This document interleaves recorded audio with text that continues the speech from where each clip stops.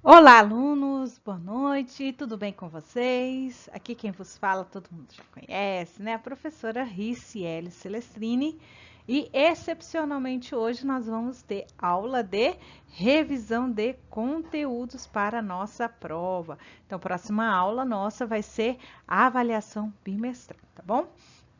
Para todo mundo que já entregou todas as atividades, por favor, né? Já tem seus 3 pontos garantidos. E aí, quem ainda não entregou, quiser entregar, entrega, faça essa entrega, mesmo que não vala todos, né? Não vai valer todos os pontos, né? Tá?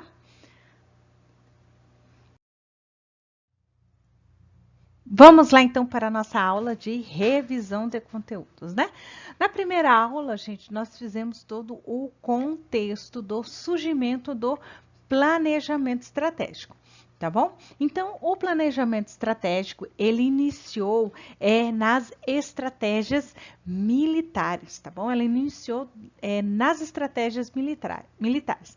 A própria origem, etimologia da palavra estratégia, né, que vem do grego, né, estratégos, né, que combina com stratos, que é o exército, tá? Significa literalmente dentro o quê, gente?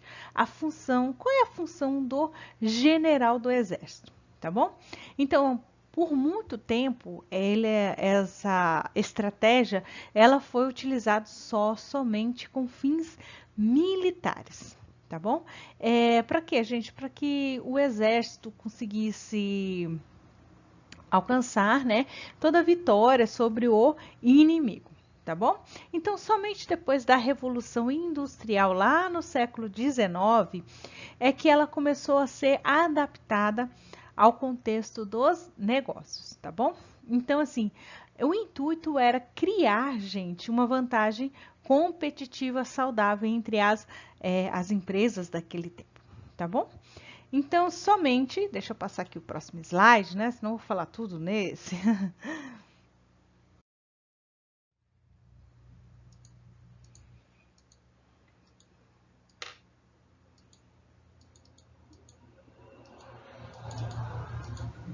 Tá?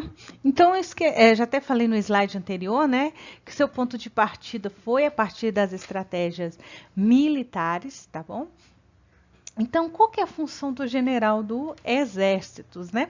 Então, assim, ela quer trazer toda essa parte de alocação dos recursos certos, no local certo, tá? Para que a empresa possa ter essa maior lucratividade, tá bom? Aí ele fala que ela foi utilizada também, gente, largamente pelos exércitos, tá? Para determinar essas ações ofensivas, tá bom? Então, dentro dessa primeira fase do planejamento estratégico, ela floresceu somente após o século, né, na metade do século XX, lá nos Estados Unidos, tá? Que quando o planejamento financeiro começou, gente, a ser representado pelo o orçamento empresarial. Tá? E a partir desse período ele começou a ter essa aceitação dentro do contexto empresarial. Tá? E o que o autor aqui ele define como planejamento financeiro, né? Que é esse processo, né, gente, de decidir o que a empresa vai fazer, para onde a empresa vai, tá? E esse é um dos principais dispositivos para formalizar todos os planos da organização, tá bom? Então, ele é uma demonstração dos planos em termos financeiros, o que vai ser gasto, como é que ele vai ser gasto, tá bom? Na segunda parte, dentro da evolução do planejamento estratégico, o que a gente viu? Que o planejamento financeiro, eles se confundiam-se muito com o orçamento nas organizações, tá bom? Eles tinham esse alinhamento muito próximo, tá? De certa forma, isso funcionava muito bem dentro das organizações. Mas aí depois, com o passar do tempo, né, em 1960, começou a surgir o planejamento de longo prazo, tá bom? Porque ele acabava extrapolando o contexto organizacional por meio de avaliações do impacto das decisões atuais no longo prazo da organização, tá bom? Então, assim, o planejamento a longo prazo, ele tem algumas características muito específicas, né? Que é principais projeções, né, de tendências, análise de lacuna. Então, a gente fazia no presente, projetava no presente o que se era necessário para o futuro, tá bom? Depois, em 1970, surgiu, gente, o planejamento estratégico, né? Então, ele, como nós já vimos, o termo estratégia teve essa origem, né, das ciências militares, e ela é muito mais antiga dentro das ciências militares do que do próprio, da própria administração, do próprio contexto empresarial, tá bom? E Cunha, ele acaba definindo o quê, gente? Que planejamento estratégico, ele é um processo que consiste nas análises sistêmicas, né, sistemáticas dos pontos fortes e dos pontos fracos da organização, das oportunidades, das ameaças, né? Meio que soa um fofa, né? Uma análise SWOT dentro da organização, tá bom? Então, o que nós vamos ter dentro dessa evolução do planejamento? O que fica mais visível aí? Os 3 tipos que nós vamos trabalhar, que é o planejamento estratégico, o tático e o operacional. O planejamento estratégico, gente, ele vai ser definido como um período de longo prazo, tá? Frequentemente acima de 5 anos ou mais, tá bom? Então, ele vai abranger informações qualitativas para a organização, tá? Vai decidir para onde a empresa vai avaliar o ambiente, né, dentro do qual ela vai operar, e vai desenvolver todas as estratégias necessárias, tá, para alcançar os objetivos que foram traçados para a organização, tá bom?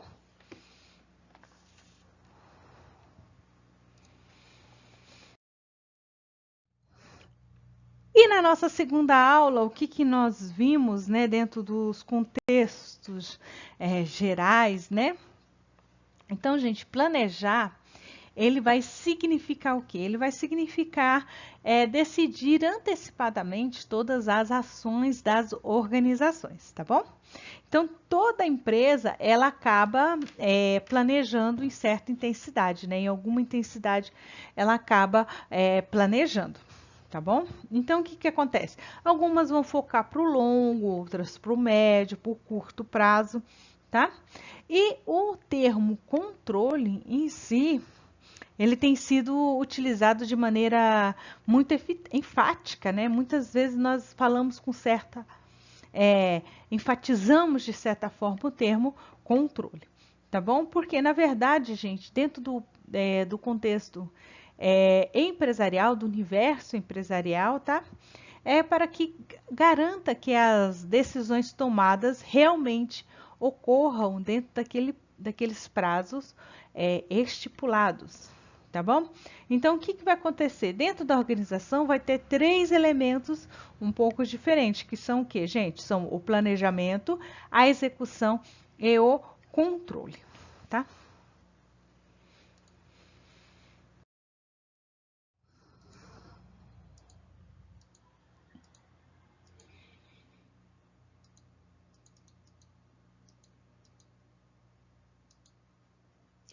Então, o que vai acontecer? Dentro da visão geral do planejamento, o que nós vamos ver, tá?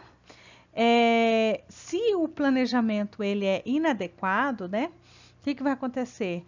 A filosofia do controle vai ser meramente voltado, gente, para a constatação se existe uma falha para haver um processo de retroalimentação dentro da organização. Então, o que acontece? Nesses outros casos difusos, nesses outros casos, né, difusos, sem profundidade, né, tanto no processo quanto no conteúdo, o que vai acontecer nesses níveis de ambição da empresa, tá? Então, isso quer dizer que quanto maior o profissional sobe nessa estrutura, tá? Organizacional, maior vai ser seu esforço despendido para o planejamento da organização, tá bom? Tanto no curto, tanto no médio e no longo prazo, tá? Toda essa visão que eu estou abordando aqui com vocês, gente, está ligada a essa questão decisória, ou seja, né? Quanto mais o nível, quanto mais alto for o nível da pirâmide, tá? Maior o tempo dedicado dentro das decisões, tá bom? Então, o que vai acontecer? Então, o grau de formalização do processo, gente, é uma decisão de cada gestor dentro da sua atividade e cada empresa, gente, tem a sua visão particular, tá bom? Aí ele fala aqui, ó, a necessidade de planejamento é intrínseca, né? O enfraquecimento ocorrerá caso o planejamento não afete seu dia a dia no horizonte no longo prazo. Então, o que a gente tem sobre essa questão das decisões empresarial? Planejar, gente, vai significar decidir antecipadamente, tá bom? Então, decidir vai implicar o quê, gente? Optar por uma alternativa de ação em detrimento às de outras disponíveis, né? Em função de preferências, disponibilidades, grau de aceitação, de riscos, tá bom? Então, quando nós temos essa visão de decidir antecipadamente, ela vai se constituir em controlar o seu próprio futuro. Como é que daqui a uns anos a organização vai estar? Tá bom? Então, isso quer dizer, essa visão que o autor nos traz, ela é muito proativa no que se refere a esse processo de gestão desta organização, tá bom? Então, nós vamos ter quais níveis dentro dela, né?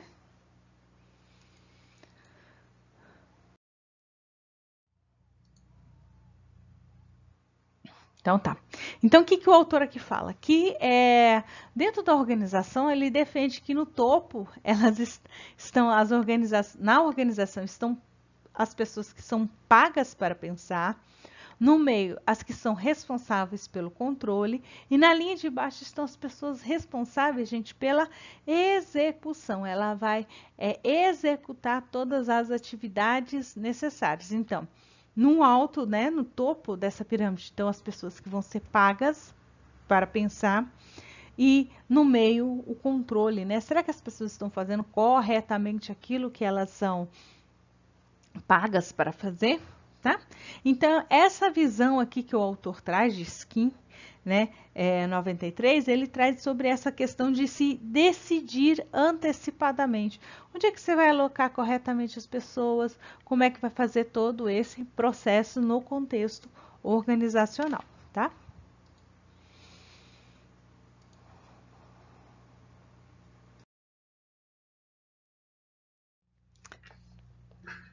Que nós vimos na nossa aula 3, né? Dentro do planejamento estratégico. Qual que é a ênfase, gente, dentro do processo de planejamento controle? Tá bom? Então, o que é mais necessário dentro de uma organização? Muitas vezes essa pergunta ela é bem difícil de ser respondida. Tá? Por que eu falo isso? Porque muitas vezes as organizações vivem sobre essa pressão por resultados, tá? E acabam tirando o foco da análise e avaliação do que realmente está acontecendo dentro da organização, tá bom? Então, uma forma, muitas vezes, a gente tem que abordar o que? Aos empresários, né? Que não adianta apenas fazer todo o processo de orçamento, né? Sem que a organização possua, gente, um planejamento estratégico amadurecido, né? Tem uma placa lá muito bonita falando da missão, visão e valores, e ele comprou essa placa, né? Ele não elaborou essa placa, então a missão que lá está escrita não tem nada a ver com o que faz parte do planejamento estratégico dele, né? Lembram lá que na nossa aula a gente fez aquela célebre pergunta, né? Como pretendemos vencer esse negócio? A partir da resposta dessa pergunta, a gente consegue elaborar a missão da organização.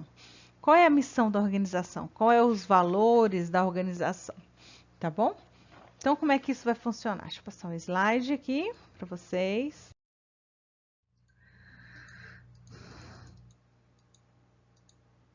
Tá?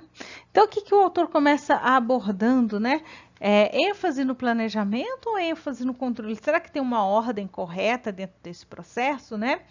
E aí ele fala o seguinte, gente, que é necessário ambos, na verdade, né? Porque se você tiver planejamento e não tiver controle, você não vai ter resultados lá no futuro. Então, planejar sem controlar, gente, é uma falácia. Isso quer dizer, vocês vão perder tempo, perder dinheiro e energia dentro do contexto organizacional. Tá bom? Então, isso quer dizer que a energia da organização ela foi perdida, né? E que essa energia foi perdida pelos gestores, pela essa liderança dentro da organização, decidindo esse futuro, sem que eles possam saber se realmente esse futuro vai acontecer. Tá bom? Então, isso quer dizer, o controle, ele é fundamental para esse nível de entendimento e o grau de desempenho, né, atingido com o próximo está esses resultados, né, almejados ou se situou dentro dessa relação ao planejado. Então, se aquilo que foi planejado aconteceu e como é que está o acontecimento, né? Isso quer dizer, quão próximo do resultado a gente está chegando ou não, quanto mais longe nós estamos ou não desse resultado, tá bom? Então, uma vez que acontece, né, que é verificado o controle, vai ser possível que, gente, redirecionar, enfatizar, ajustar todas as ações, né, para atingir os objetivos que foram, né, previamente alcançados, tá bom? Então, o que vai acontecer? Em alguns casos, é possível adequar e repensar, tá, nos objetivos. Ok? Então, o planejamento, gente, sempre vai preceder o controle em termos de desenvolvimento da organização. Vai significar que uma organização, gente, sem um complexo e detalhado do processo de planejamento, pode desenvolver muitas vezes um controle inadequado. Tá bom? Então, apesar desses dois processos, gente, por estarem inevitavelmente ligados, eles estão ligados inevitavelmente. Isso quer dizer, eles também vão ter impactos mútuos dentro da organização, tá bom? Fazendo que o próprio desenvolvimento do planejamento traga esse próprio aperfeiçoamento do controle e vice-versa. Então, ambos os processos fazem parte, tá?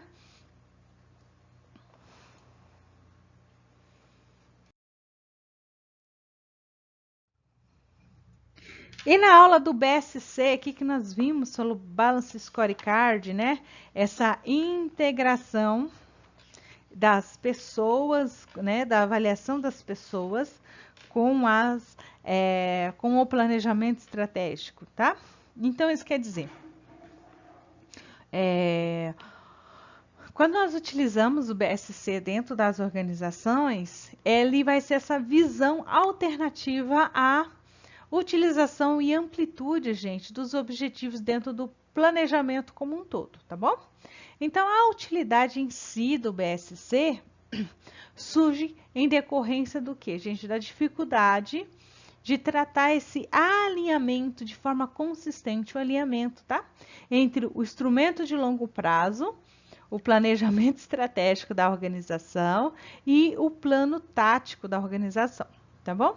Então, isso quer dizer, quanto mais complexa for essas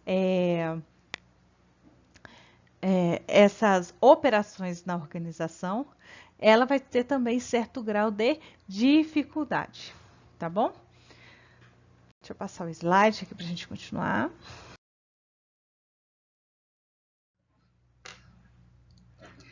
A origem do BSC, né? Vamos lá?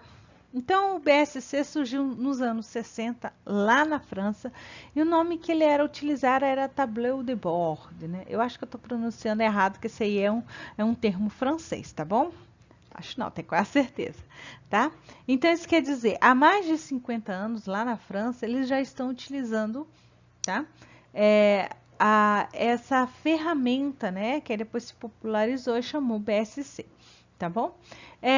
Alguns autores definem que o BSC ele vai refletir dentro de uma tentativa sistemática, gente, de desenvolver um projeto para o sistema de avaliação e de desempenho. E ele vai dar enfoque nos objetivos da organização, que é desde coordenação de tomada de decisões, previsão para uma base de aprendizado organizacional, onde que as pessoas dão os feedbacks do que eles estão aprendendo ou não. Tá bom? Então, o BSC ele vai ser mais um instrumento, como um instrumento numa cabine de comando de um avião. Então, ele vai fornecer o que, gente? Informações complexas aos gerentes, a quem está à frente da organização, tá bom? O BSC, ele, dentro dessa sistemática que ele aborda, tá? Ele tem essa medição de desempenho com base nos indicadores financeiros e não financeiros da organização, tá? Tornando-se essa nova forma de olhar todo o sistema gerencial da organização, tá bom?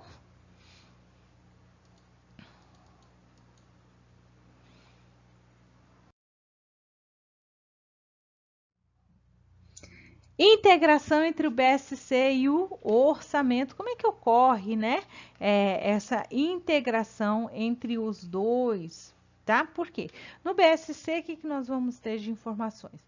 A gente tem as medidas financeiras com as avaliações sobre o cliente, tá? Como é que os processos internos têm que acontecer, o que deve ser aprimorado ou não, tá? E outras análises que possibilitam, gente, os processos de aprendizado, tá bom? Então, isso quer dizer, Camplon e Norton, ele fala que antes de iniciar todo o processo de criação de um BSC, tá? A empresa tem que tomar algumas iniciativas, né? Algumas providências, tá bom? Que a primeira é obter consenso da alta administração sobre a necessidade de se implantar um BSC, tá? E quais são os objetivos que estão sendo levados em adoção. E a segunda, gente, é definir como é que vai ser feito todo esse processo, né? Quem é a pessoa que vai comandar todo esse processo, tá? O BSC ele vai combinar, gente, alguns indicadores financeiros e não financeiros, tá bom? Então, quais são as informações relevantes que o BSC vai abordar para a organização?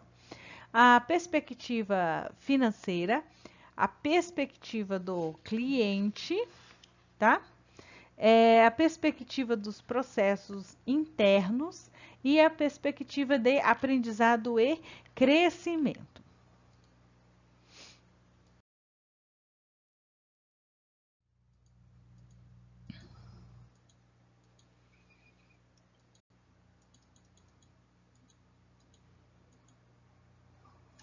Tá. Então, como é que vai acontecer esse processo, né? Dentro do orçamento. Inicia-se, gente, pelo plano de ação na organização, tá? Então, cada área ela vai definir, ela vai descrever qual o papel, né? Seu papel futuro na organização, tá bom? E vai materializar em objetivos e ações, né? No sentido que possam alcançar tudo que foi traçado lá no BSC, tá bom? Então, o que vai acontecer? Na implementação do BSC, ele vai ajudar a implementar uma estratégia, gente, de forma consistente, tá bom? E também gerenciá-lo, tá? Para poder fazer esse processo de comunicação, retroalimentação, tá bom? Ela vai alimentar e vai realimentar novamente, tá bom?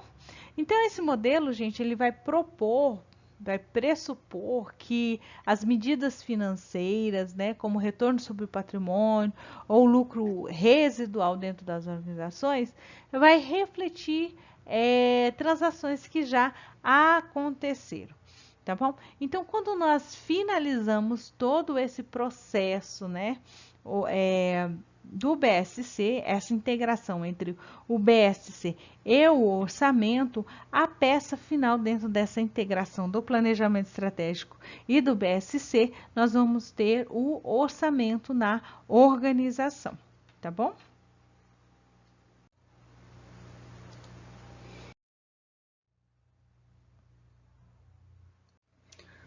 O histórico do orçamento, tá? Gente, o autor que a gente utiliza, né, o João Lux, ele fala que a necessidade, gente, de orçar é tão quanto antiga que a própria humanidade, tá bom? Porque os homens da caverna precisavam, né, prever toda a necessidade de comida para os longos invernos. Então, quando eles saíam para caçar, eles precisavam de calcular quanto tempo eles iam ficar dentro das suas cavernas e depois quanto tempo, quanto de alimento eles iam precisar, tá bom? Então, assim, os antigos romanos, eles já utilizavam do orçamento, né? Eles usavam uma bolsa que era feita de tecido e o nome dessa bolsa era chamado fiscus, né? E ela era utilizada para coletar impostos, tá? Então, o que que acontece?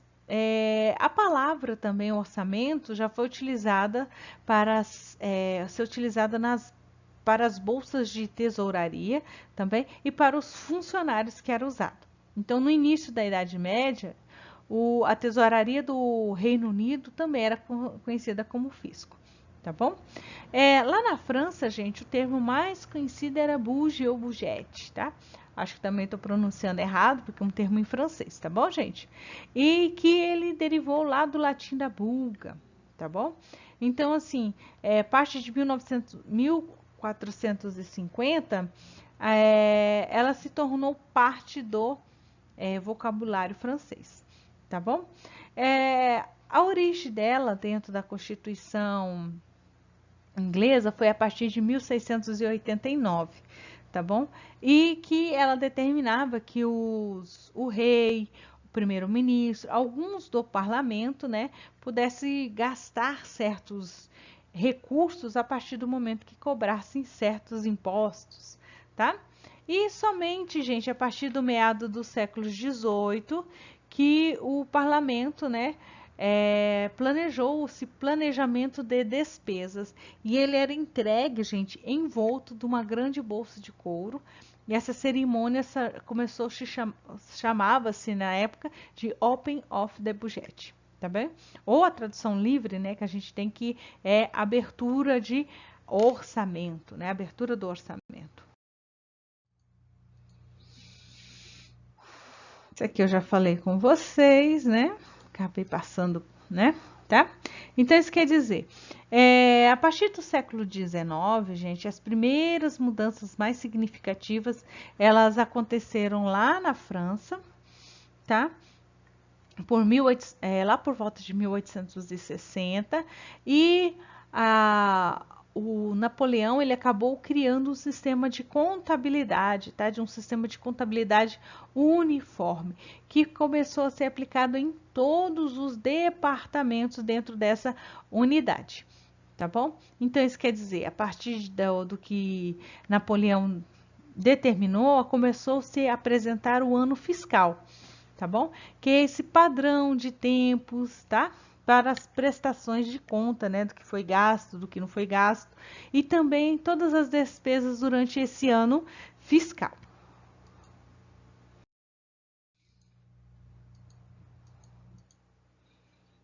Acho que acabei até falando, né? Então, no Brasil, gente, o foco começou a ser utilizado em 1940. Iniciou-se, né, todo o processo, os estudos do orçamento a partir de 1940, tá? E aí, somente na década de 1970, as empresas começaram a adotá-lo, né, com maior frequência dentro das suas atividades empresariais, tá bom? Então, assim, o efeito dentro das organizações foi qual? Eles observaram que todas as empresas necessitavam dessa ferramenta de orçar, né? Fazer essa ação de orçar, de estimar os preços, de estimar quanto se era necessário gastar na organização. Então tá, já, gente. Esses aqui são os principais assuntos, conteúdos, né, que nós vimos, né, durante o semestre. Próxima aula nossa, claro que tem muito mais vídeos, muito mais conteúdos, tá? Eu só dei uma pincelada aqui no que é mais essencial para vocês estudarem para a prova. A próxima aula nossa já é a avaliação bimestral, tá? E aí eu gostaria que vocês se atentassem, né, e desse ênfase a esses conteúdos que vocês estudaram, tá bom? Que nós estudamos juntos, tá?